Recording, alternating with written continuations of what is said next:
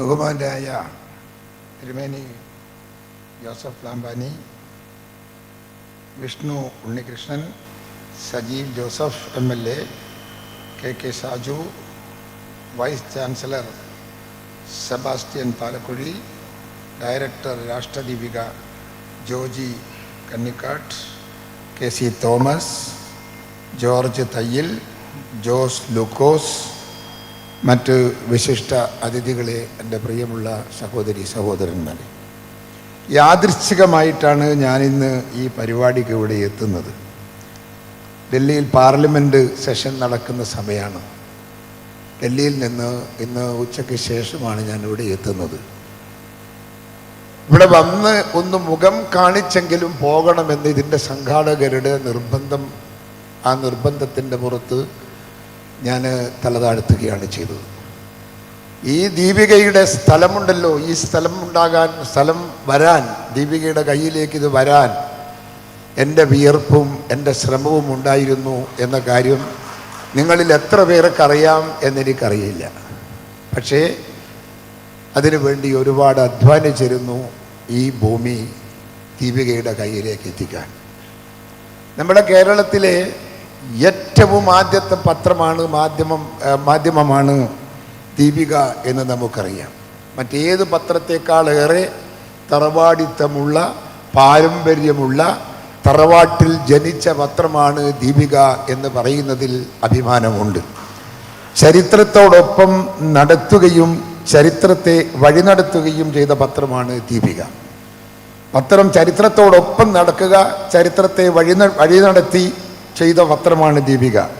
മലയാളത്തിലെ പ്രഥമ ദിനപത്രമായ ദീപിക 1887 ഏപ്രിൽ 15 വിഷു ദിനത്തിലാണ് പ്രസിദ്ധീകരിച്ചു തുടങ്ങിയത്. കോട്ടയം മന്നാനത്ത് വിശുദ്ധ ചാവറയച്ചൻ മുൻകൈയെടുത്ത് സ്ഥാപിച്ച പ്രസ്സിലാണ് ദീപികയുടെ ആദ്യ പതിപ്പ് അച്ചടിച്ചത് എന്ന് നിങ്ങൾക്കറിയാം എന്നെനിക്ക് വിശ്വാസമുണ്ട്.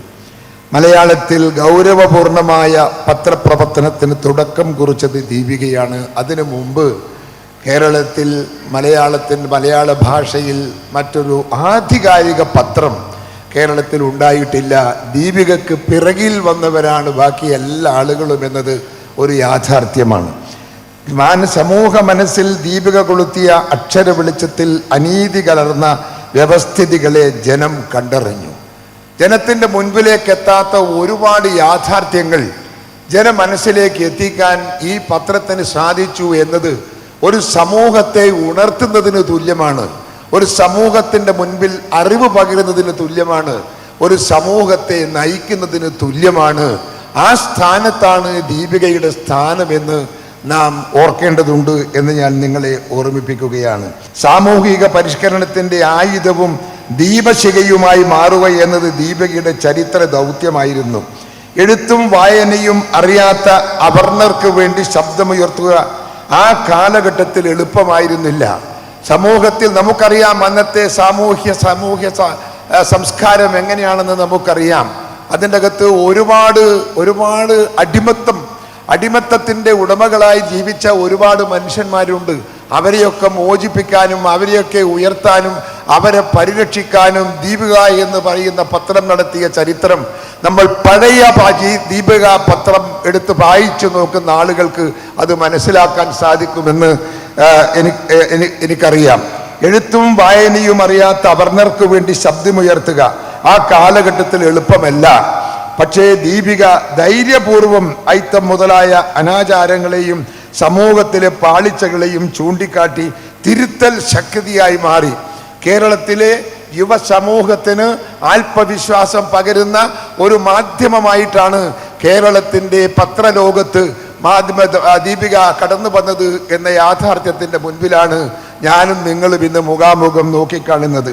ഈ സംസ്ഥാനത്ത് കീഴ്ജാതിക്കാർക്ക് ഉപദ്രവം എന്ന തലക്കെട്ടിൽ ഐത്തത്തിനെതിരെ 1890 നവംബർ 1 ദീപിക മുഖപ്രസംഗം എഴുതി ചരിത്രപ്രസിദ്ധമായ വൈക്കം സത്യാഗ്രഹത്തെ അത്യന്തം അനുകൂലിച്ച ചുരുക്കം ചില പത്രങ്ങളിൽ ഒന്നാണ് ദീപിക.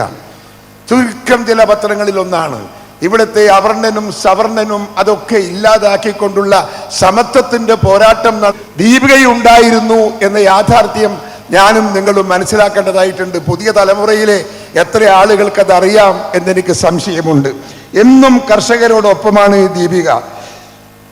മണ്ണിൽ പണിയെടുക്കുന്ന കർഷകന് വേണ്ടിയാണ് ദീപിക എക്കാലവും ശക്തമായി നിലയുറപ്പിച്ചത്.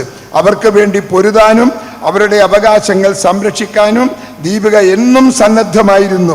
കർഷകരോടുള്ള ഈ പ്രതിബദ്ധതയ്ക്ക് അയവ് വരുത്താൻ രാഷ്ട്രീയ ബന്ധങ്ങളോ വ്യക്തി താല്പര്യങ്ങളോ പര്യാപ്തമായില്ല. അതുകൊണ്ട് തന്നെ കേരള കർഷകർ അന്നും ഇന്നും ദീപികയെ തങ്ങളുടെ സ്വന്തം പത്രമായി നോക്കിക്കാണുന്നു എന്നത് ഒരു സത്യം. അക്ഷര വെളിച്ചത്തിലൂടെ ഒരു നാടിനെ ആകെ പ്രകാശപൂർണമാക്കിയ ചരിത്രമാണ് ദീപികയുടേത് എന്ന് അഭിമാനത്തോടെ നമുക്കെല്ലാം അത് അവകാശപ്പെടാൻ സാധിക്കുന്ന ഒരു സത്യമാണ് എന്ന് ഞാൻ നിങ്ങളുടെ മുമ്പിൽ പ്രസ്താവിക്കുകയാണ്.